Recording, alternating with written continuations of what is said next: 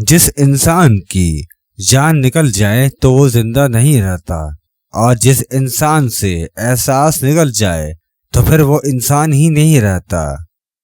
اگر انسان کو تکبر کے بارے میں اللہ کی ناراضگی اور سزا کا علم ہو جائے تو بندہ صرف فقیروں اور غریبوں سے ملے اور مٹی پر بیٹھا کرے۔ یاد رہے، جو شے آپ کو خوف زدہ کر رہی ہے، اگر آپ بہت دیر تک اس کی آنکھوں میں آنکھیں ڈال کر کھڑے ہو جائیں تو وہ جلد ہی خوف زدہ ہو کر بھاگ جائے گی۔ یہ ٹھیک ہے، تم ایک گلاب نہیں بن سکتے، مگر اس کا مطلب یہ تو نہیں کہ تم ایک کانٹا بن جاؤ۔ مومن اس لیے پاک ہے کہ وہ کوئی ذاتی غرض و غایت نہیں رکھتا، وہ عطائے خداوندی کو رضائے خداوندی پر لگاتا ہے۔ زندگی میں کبھی ہمدردی کے طلبگار نہ ہونا، خوش رہنا اور تم کو محبت ملے گی۔ ہمدردی کے طالب کو کبھی بھی محبت نہیں ملتی۔ ہمدردی تمہارے خزانے کو کبھی بھی نہیں بھر سکتی۔ لذتیں وقتی اور ہنگامی ہوتی ہیں، لیکن مسرتیں شادیاں مستقل ہوتی ہیں۔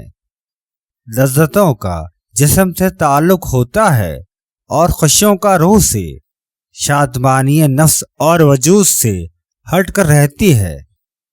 پھل نہ درخت کے ڈالے کو لگتا ہے، نہ اس کے مضبوط تنے کو پھل لرزتی ہوئی عاجزی شاخ پر لگتا ہے۔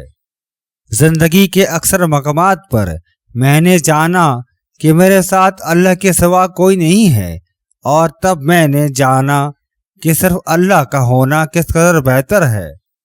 یاد رکھیے، جب انسان اندر سے مر جاتا ہے تو وہ حد سے زیادہ پر اخلاص ہو جاتا ہے۔ صبر کا گھونٹ دوسروں کو پلانا آسان ہے، خود پیتے ہوئے پتہ چلتا ہے کہ ایک ایک قطرہ پینا کتنا مشکل ہے۔ جس طرح جسم کی حرکت زندگی کی دلیل ہے، اسی طرح اطاعت میں متحرک ہونا معرفت کی دلیل ہے۔ جو بندہ مال جمع کرنے کا عادی ہو، اسے حرام کا سہارا لینا ہی پڑتا ہے۔ مقام حاصل کرنے کے لیے آزمائش ضروری ہوتی ہے، بالکل اسی طرح جس طرح پہاڑ کی چوٹی پر پہنچتے وقت ٹیلوں سے گزرنا پڑتا ہے۔ اگر انسان اپنے عیوب کا اعتراف اور کمزوریوں کا اقرار کر کے استغفار کرے تو دعا قبول ہوتی ہے، وگرنہ ہرگز نہیں۔ صوفی وہ ہے جو معرفت اور توحید میں اپنے اعتقاد کو درست رکھے، گمراہی اور بدعت سے دور رہے، اور اپنے اعتقاد میں مقلد نہ رہے، اور اپنی ہر بات میں دلیل اور برہان رکھتا ہو۔ دنیا میں کامیابی کے الفاظ اس وقت تک شرمندہ تعبیر نہیں ہوتے جب تک انسان خدمت خلق کو اسی طرح اپنی زندگی کا مقصد نہ بنائے کہ برائی کا خیال ہی اس کے دل میں نہ آئے۔